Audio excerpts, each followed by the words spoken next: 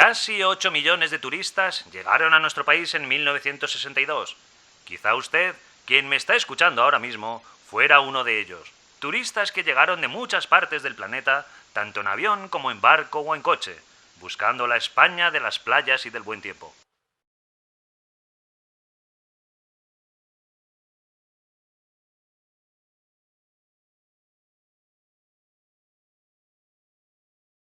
Pues yo en el 58, 1958, conocí a mi marido, me vino con él aquí de vacaciones en el 59 y me gustaba Mallorca, muy bonito para las vacaciones, y trabajábamos los dos en Alemania, él también, y nos compramos una casa, pero mi marido quería tener hijos y no podíamos tener hijos porque teníamos que trabajar los dos y teníamos que pagar la casa. Y él me dijo, ¿no te gustaría vivir en Mallorca? Podríamos ir allí, mi familia.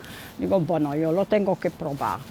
En realidad vine de vacaciones para visitar a mi hermana, que estuvo aquí trabajando la temporada del 71 y ya estaba viviendo aquí 3 años cuando yo llegué.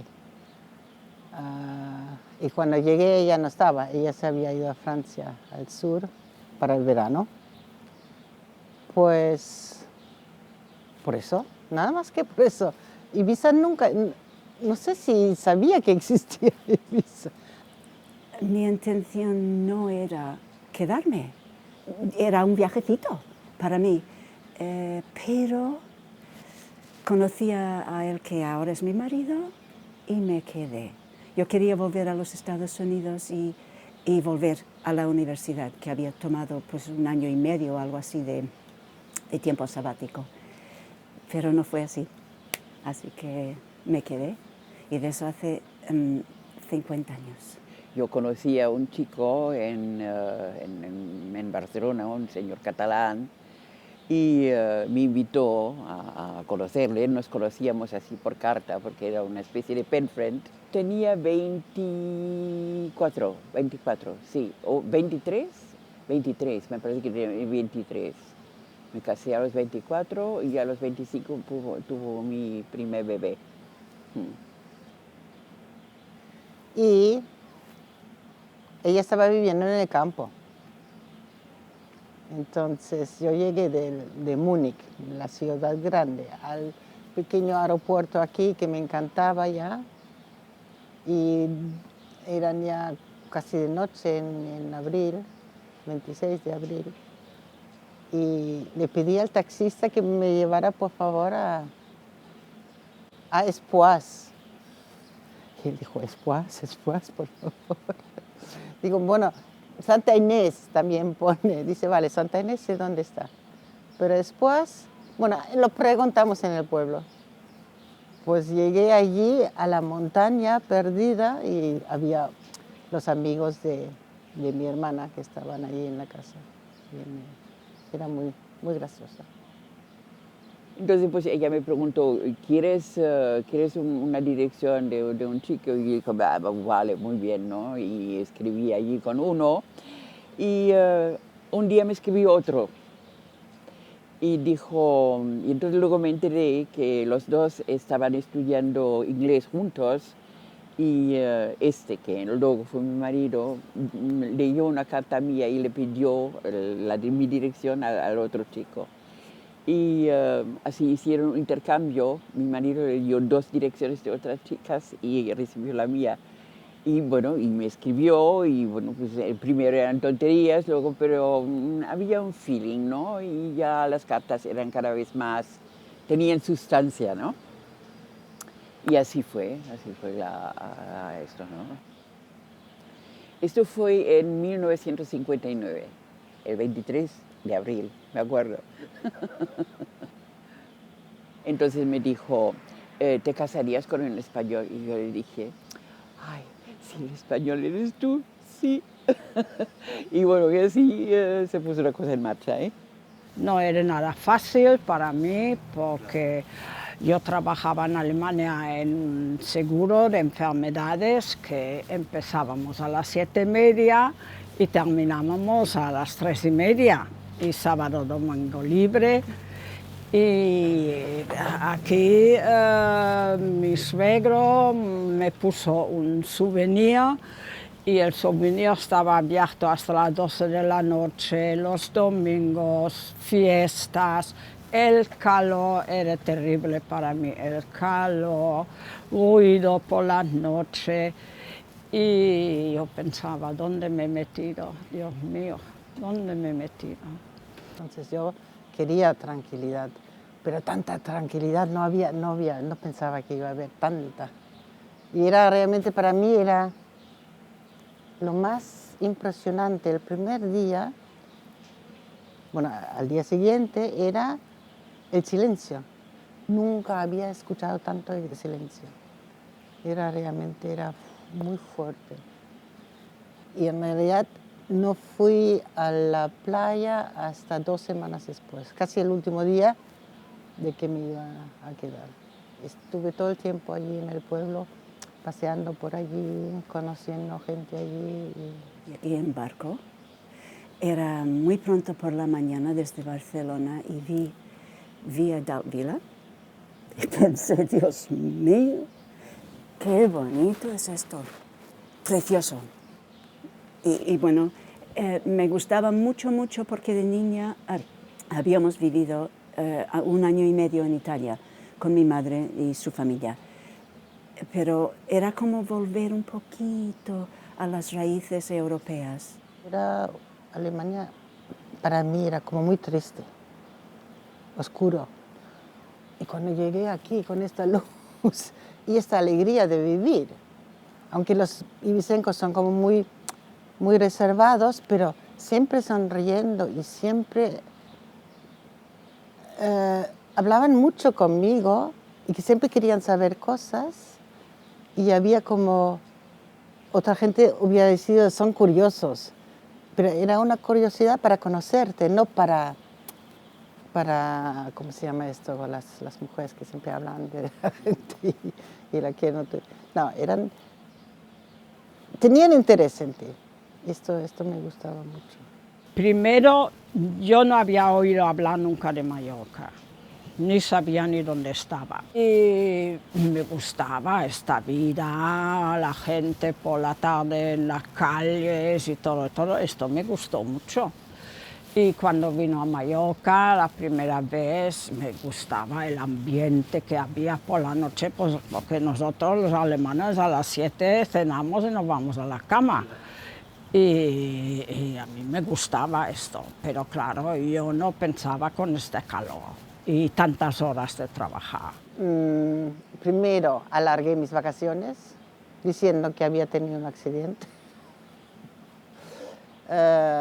Después, como los chicos habían dicho, mira, puedes volver cuando quieres y te puedes quedar el tiempo que quieres. Entonces yo volví a Alemania, arreglé todo con el trabajo, con mi, ¿cómo se llama esto? Mi vivienda, donde estaba viviendo. Y a las 3 semanas ya estaba de vuelta aquí, con una pequeña maleta. Bueno, Barcelona, yo sabía que existía Barcelona, pero no tenía una imagen ni nada, porque ni me lo planteé antes de conocer a aquel chico, ¿no? Y bueno, la idea que tiene todo el mundo de una ciudad grande en el Mediterráneo, pero por ejemplo no sabía que la gente hablaba catalán ni nada, ¿no? Porque, bueno, mi interés era relativo. Y bueno, en Barcelona, yo como te dije la otra vez, Barcelona no era lo que es ahora, porque la Barcelona que se conoce ahora es la postolímpica, pero bueno, aquella entonces era gris, era una ciudad grande, gris y un poco triste, Pero claro, para mí era exótico aquello, no todo era exótico, la gente era exótica y bueno, pues nada, me encantó.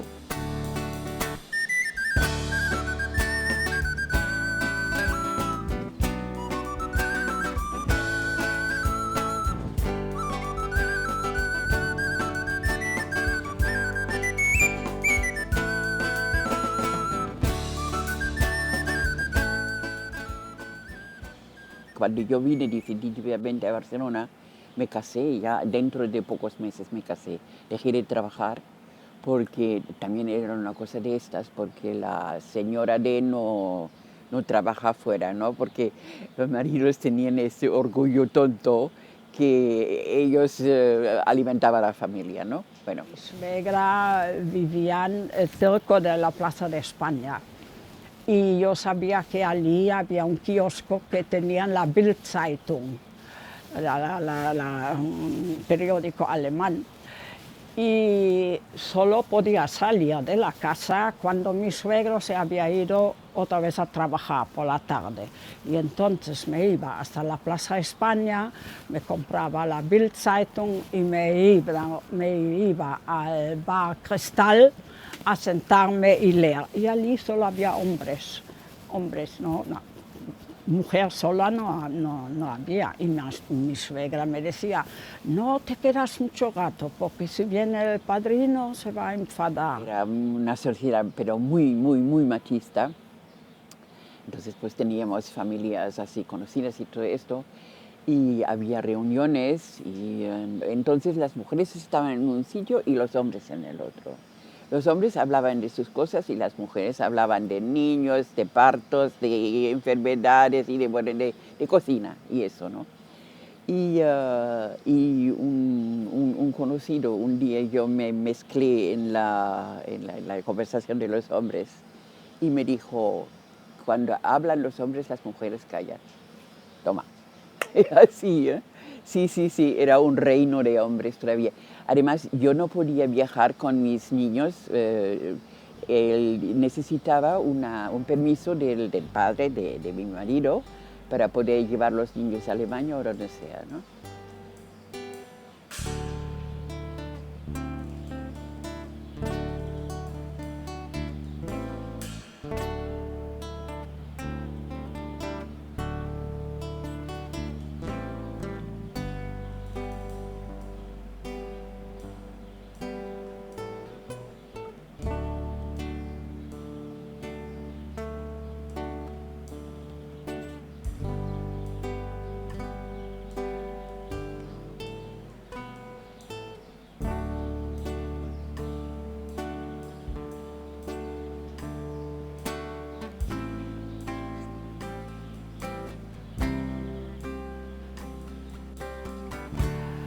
Y mi hermano decía, te vas con el Manolinenklimperer, que quiere decir con el guitarrista, porque mis padres pensaban en España solo bebían todo el día y tocaban la guitarra. Y mi madre se fue a Düsseldorf, que había la embajada, a ver si a mi marido le podían mandar a España, fuera de Alemania. Fue un desastre. Esto ya antes de casarnos.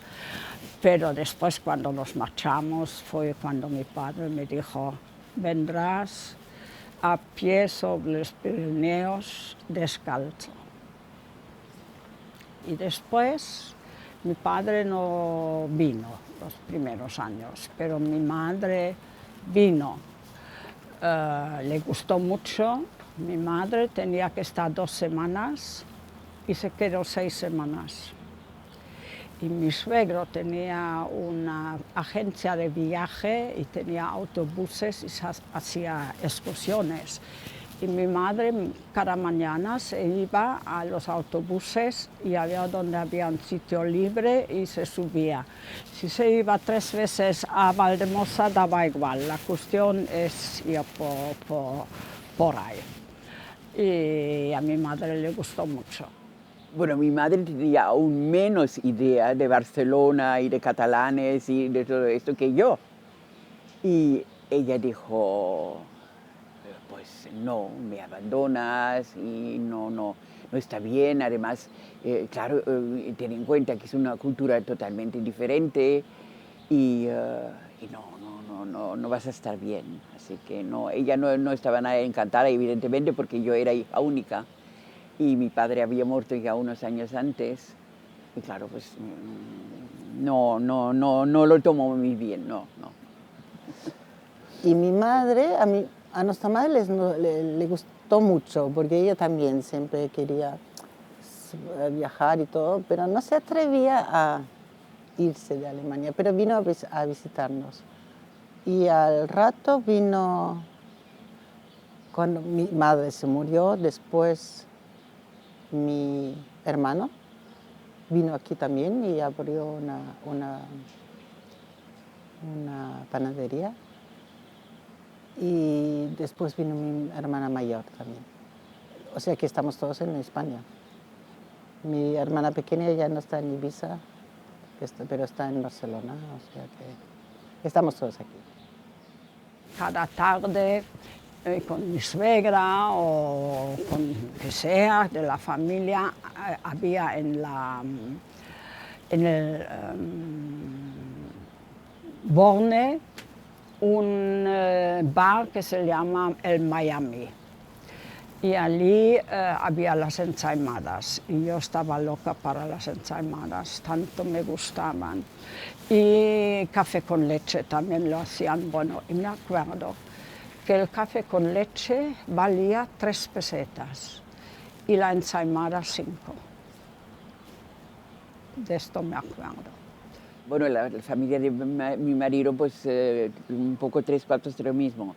La madre era viuda de guerra porque el padre de mi entonces marido, pues había desaparecido, era republicano y entonces él se fue a la guerra voluntario y desapareció y entonces pues mi suegra se quedó con 2 niños desamparada y todo esto, ¿no?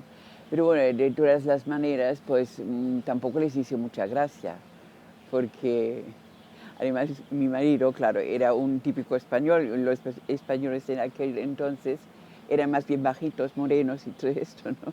Y entonces mi suegra le dijo, caramba, que te vas a casar con la Catedral de Burgos, una tontería de estas, ¿no? Y bien, pero aparte de esto, pues yo siempre he sido bienvenida en la familia también, ¿no? Bueno, supongo que ellos me considerarían tan exótica como yo les consideraba exóticos a ellos, ¿no? Y mi padre vino cuando se murió mi madre. Lo trajimos, yo estuve 6 meses, pero a él no era su casa, no.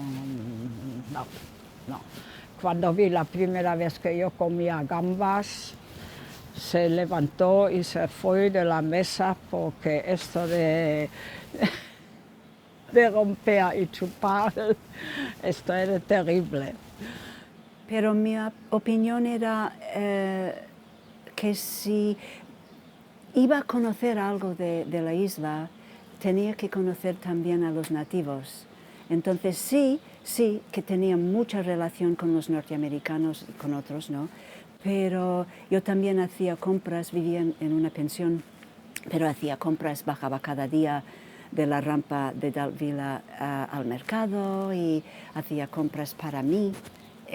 Y me iba pues eso a tomar la merienda y conocía a otras personas que no eran norteamericanos y muchas, pero yo opinaba de que era muy importante conocer a la población nativa y entonces por eso me movía tanto entre Ibiza ciudad. No llegué a San Antonio ni a ningún sitio así. Alquilé una bicicleta y me fui lo más lejos que sería a Jesús tal vez, lo más lejos. Bueno, bien. En principio yo pensaba, bueno, me voy a quedar unos 3 meses o 4, pero en esos 3 meses me encontré en un bar, había una mujer con 2 niños y yo estaba leyendo el diario de Ibiza.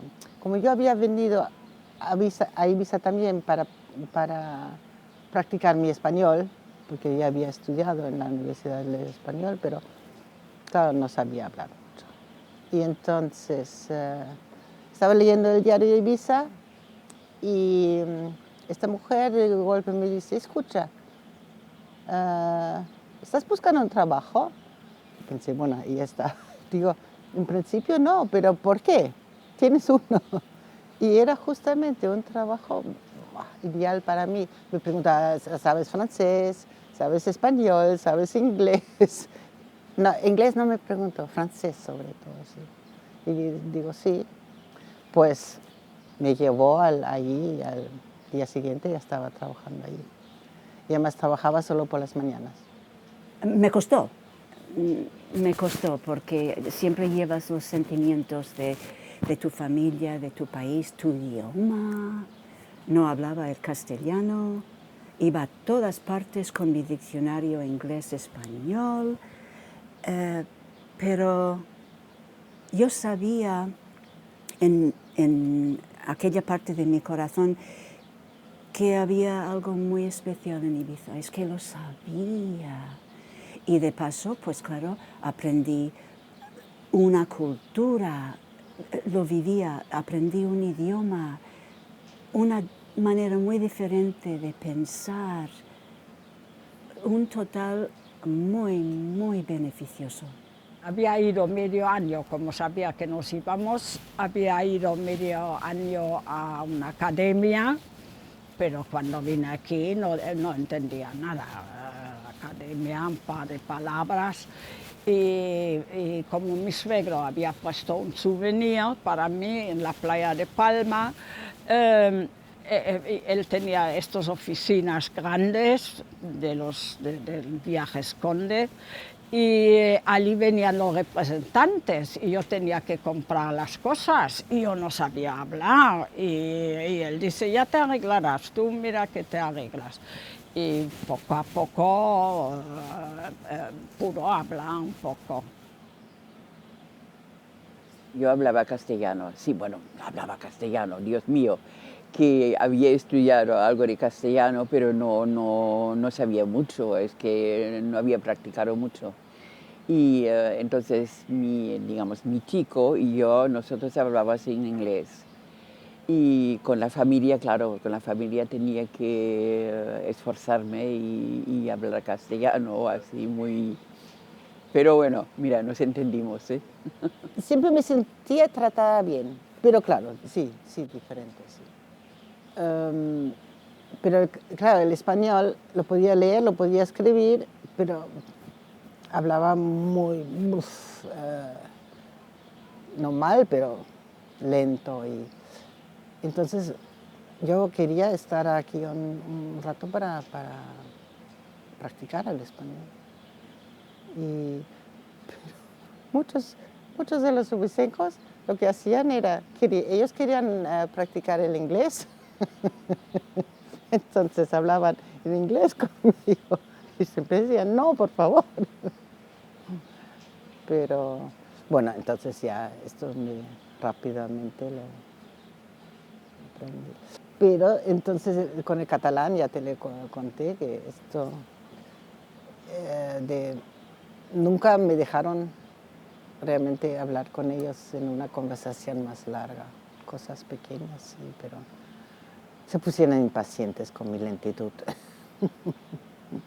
Nunca jamás, nunca jamás, nunca, nunca, porque primero creo, porque yo fui de las primeras, Era una extranjera, todo el mundo me trataba bien, todo, nunca.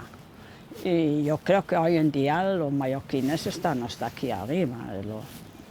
Y después de estos que vienen y se emborrachan y ensucian todo. Y claro, esto en el principio no había, no se conocía. O sea, no. Nunca me han tratado mal, nunca. Me trataban como una extranjera hasta casarme y tener a mi primer hijo, fíjate. Y de eso ya 7 años después de haber llegado. Entonces sí que me aceptaban, pero no totalmente, no, antes no. Es que los ibicencos, como vivían en su casa, que cada casa estaba lejos de la otra, ellos mismos tenían un sentido de libertad muy fuerte, porque ellos sabían que el otro, cuando no podía ver lo que estabas haciendo tú. Era muy... Y cuando tú te acercabas a una casa siempre te quedabas lejos, no ibas directamente yo qué sé, al jardín o al patio, aunque todo estuviera abierto, sino llamabas a ver si podías ir o no.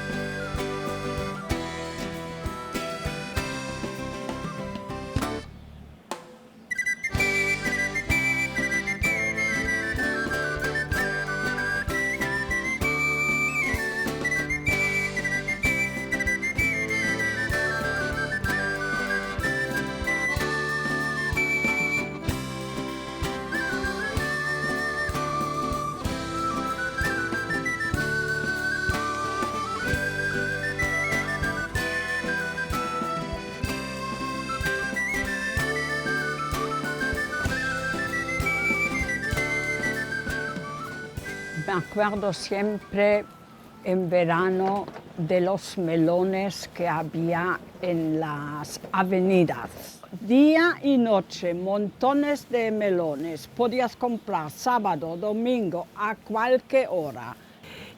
Y después no entendía que nadie se llevaba un melón sin pagar, que estaban ahí los melones, no había nadie, yo no sabía quién los cuidaba, no me lo podía creer. Cada vez que pasaba por aquí yo miraba a ver si había alguien que se llevaba un melón, pues no. La parte vieja, y sobre todo, sí, Daltvila. Yo subía cada día y había un pasadizo que conducía desde Daltvila hasta las piedras de atrás. Ahora no sé si se puede ir con tanta facilidad. Y iba casi cada día a sentarme y contemplar el mar. Bueno, y entonces pues no había los grandes supermercados, había los colmados de barrio, los típicos colmados de barrio.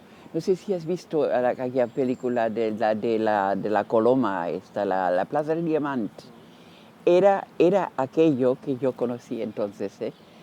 El colmado donde vivían los legumbres y todo eso, y no envolvían las cosas. Plástico no había, ya, ¿no? Y todo el género lo publicaban así en papel de periódico, papel de estraza, lo que sea, ¿no? Era muy, muy, muy típico. Además, las neveras tenías que comprar los bloques de hielo en las bodegas. Allí ibas con un cubo y te traías tu bloque de hielo y lo metías dentro de la nevera, ¿sabes? Sí, era mucho más fatigoso, y además las lavadoras y todo esto, bueno, en fin.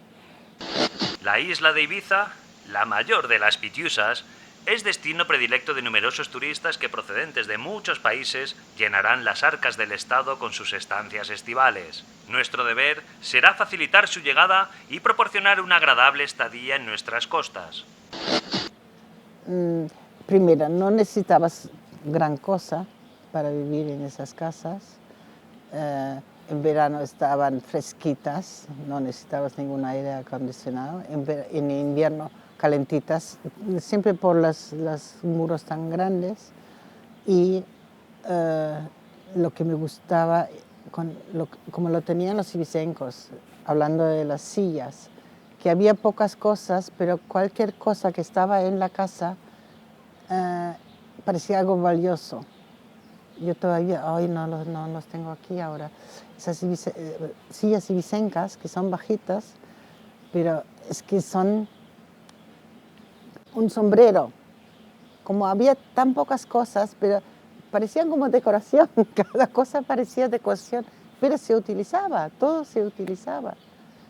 Y ahí me di cuenta, esta autosuficiencia de la casa, que no, ¿qué más necesitas? Un techo, comida, aire y luz. Es que no se necesita nada más. Y la arquitectura ibicenca, bueno, ha llamado la atención de tanta gente Le Corbusier y Monacert y toda esa gente estuvieron por aquí. Una casa que lo hicieron ellos mismos, o sea que una casa que se hizo sin arquitectos, pero que maravilló a los arquitectos que vieron la casa.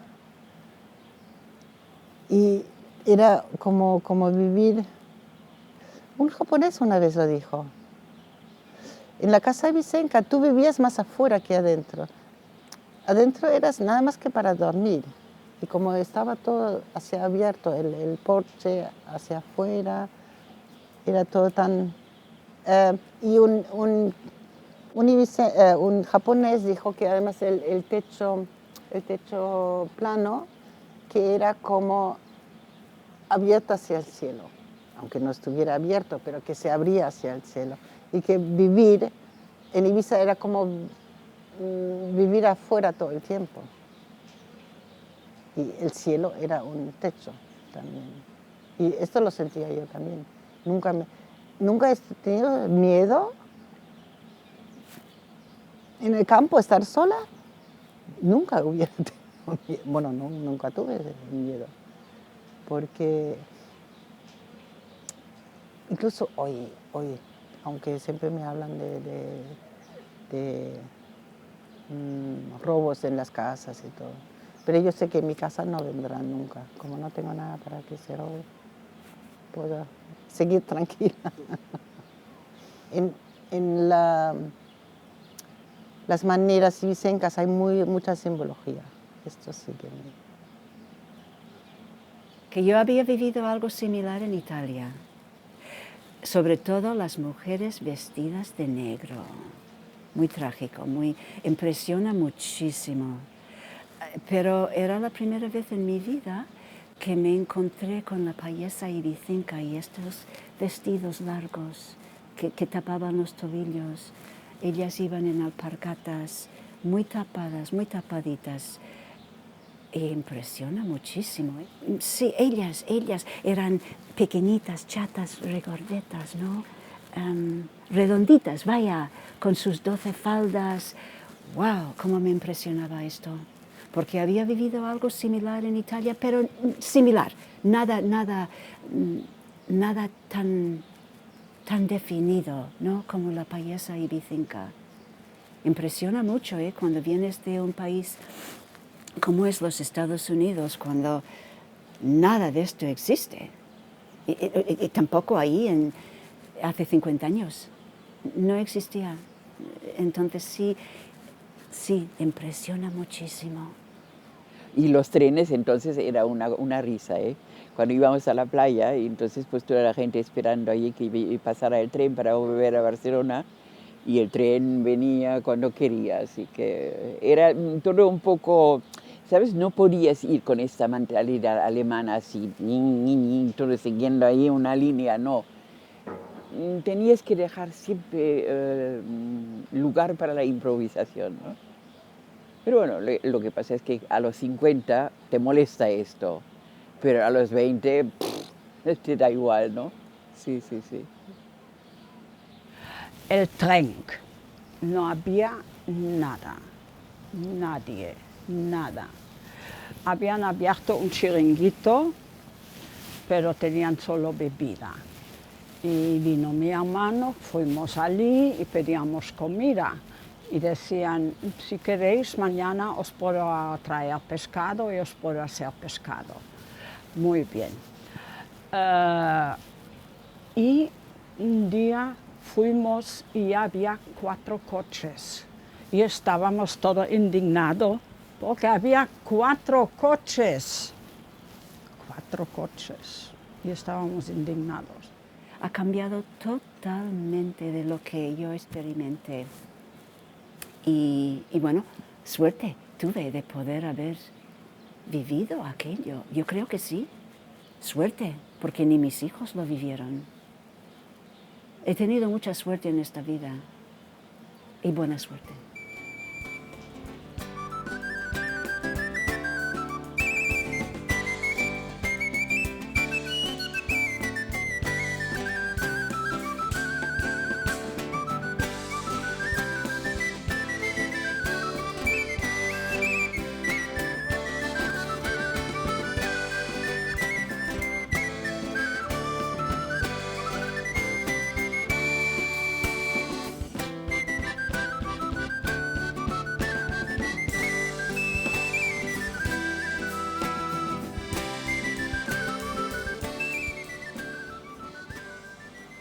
Por supuesto, pensé en volver por mis padres.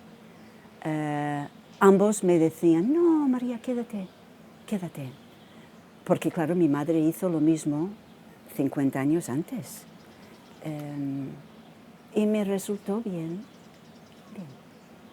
Y de hecho he aprendido pues una cultura muy diferente a la mía, que es la española, la ibicenca igual, que también ha sido un regalo.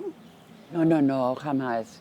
Yo desde un principio dije, mira, en Alemania no quiero estar ni enterrada, porque, yo te digo, es que con mi manera de ser,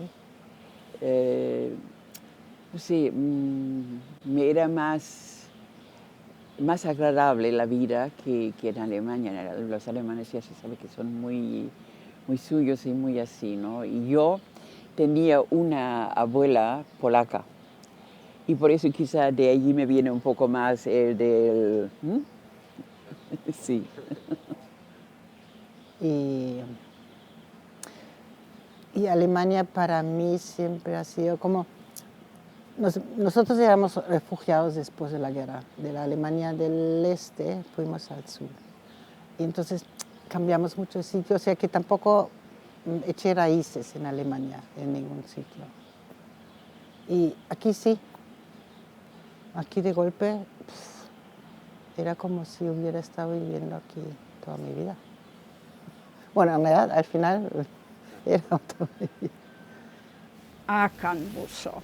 Y en Can Buso había la terraza, después se iba a Llucmajor y a Palma. Y en medio hay un árbol que tenía nueces, pero enorme. Ahora ya está, yo creo que ya no tiene ni hojas. Y allí hacían verbenas y ponían lucecitas por la noche y había música. Y esto era para mí una cosa, extraordinario era esto. Y allí nos gustaba mucho el café con leche, a mi cuñada y a mí, y bebíamos uno y otro, y el hombre decía, pero tú, Adele, os traeré la cafetera afuera, cada vez tengo que salir. Y el dueño que había era un payés. El mar, claro, yo no conocía el mar. El mar era impresionante, y esa es otra cosa, aquello es gris y esto, ¿no? En cambio el Mediterráneo, que es más agradable, así que sí. El mar, la playa y todo esto, ¿no? Eso estuvo bien. Creo que no podría dejar el Mediterráneo. Muchas veces últimamente, hace 3 o 4 años, era que pensé, igual me tengo que ir de la isla, porque ya todo es tan caro que en realidad no sé. Después es difícil. ¿Dónde voy? Sí, en cualquier parte al lado del mar es caro. Y va a seguir así. Sí. Un sitio al lado del mar, pues sí. Y una isla tan chiquitita, pues tampoco pensé. Yo creía que iba a volver a los Estados Unidos. Y poco sabía que no. A visitar, eso sí. A vivir nunca más, que sepa yo. No se puede decir, pero bueno.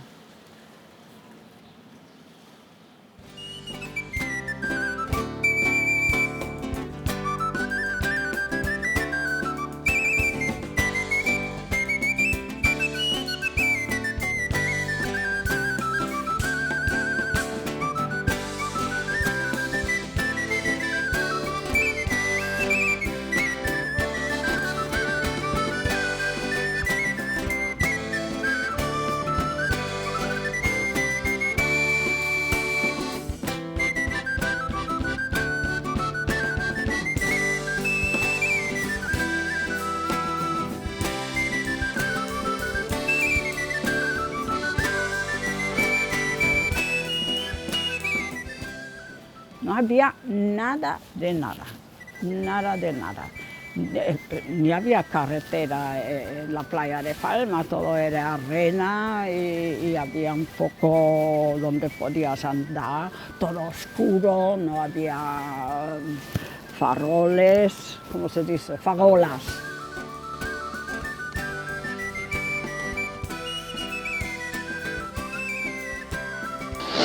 Esta es la isla de Mallorca, donde múltiples turistas de todos los rincones del mundo vienen todos los años a veranear. En las calles de esta localidad del archipiélago balear estacionan coches de diferentes procedencias, donde hasta hace pocos años se respiraba un ambiente de pobreza, en la cual solo paseaban los carros de agricultores y ganaderos. Mira, yo venía de en Alemania,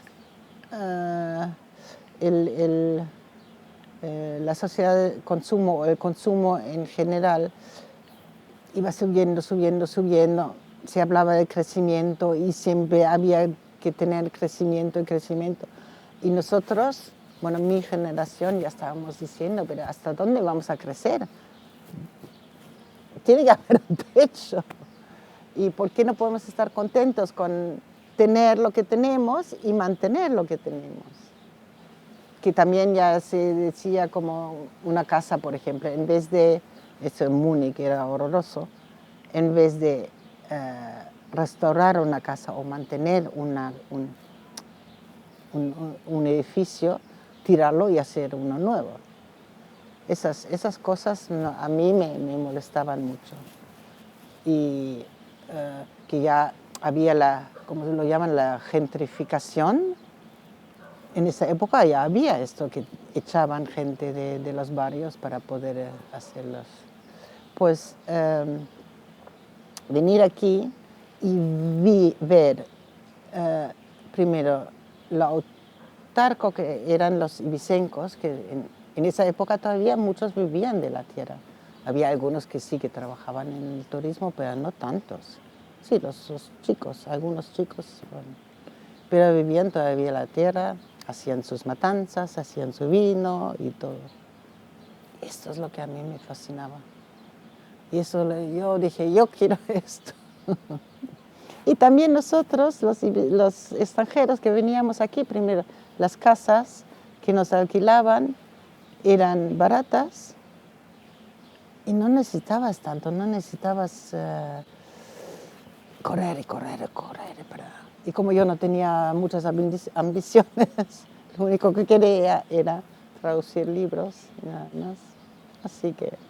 De todas formas, dicen que cuando yo vine, en el 59-60, entonces empezó el boom del turismo, ¿no?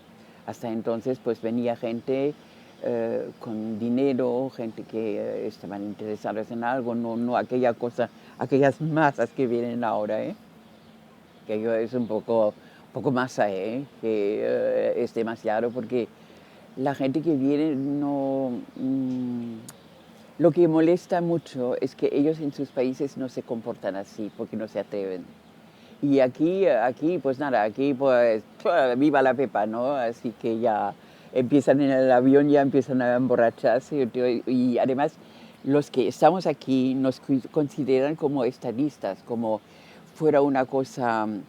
es Disneylandia y pululamos por allí para rellenar el paisaje, ¿no? Pero antes quizá el turismo tenía más calidad, ¿no? Nada que ver, nada que ver. El trato, yo diría que el trato de hace 50 años era mucho más personal y humano. Y hoy es la pela. El concepto es muy diferente aquí en Ibiza y como Ibiza ha salido como un centro casi neurálgico en el mundo, y es verdad, los que vienen ahora buscan otra cosa. Y yo buscaba la autenticidad. Por eso me movía. Entre extranjeros sí, pero más bien entre la población española, porque yo sabía que ahí es donde estaba la esencia. Y yo veo que tienen menos ganas de conocer lo que es la población, el pueblo, la esencia de Ibiza. Están aquí para fiestas. Me acuerdo que habían hecho el hotel Acapulco y y es medio redondo en la playa de Palma. Y hasta la gente de Palma venían a ver este hotel, porque no había nada. Había el San Francisco antiguo y allí había gente alemanes, muy buena gente. Y estos últimos años aquí, ahora he pensado, algo tiene que pasar porque esto es demasiado. Cuando veía 7 barcos o 8 barcos, cuando veía un avión detrás del otro, siempre he pensado, algo pasará, que esto no puede ser, porque yo lo he conocido como estaba antes y lo encontraba todo demasiado. Pero a mí me gustaba vivir en el campo, pero hoy en día es imposible, demasiado caro. Es gracioso, ¿no? Que cómo van cambiando. Antes el campo era lo más barato y ahora el campo es lo más caro.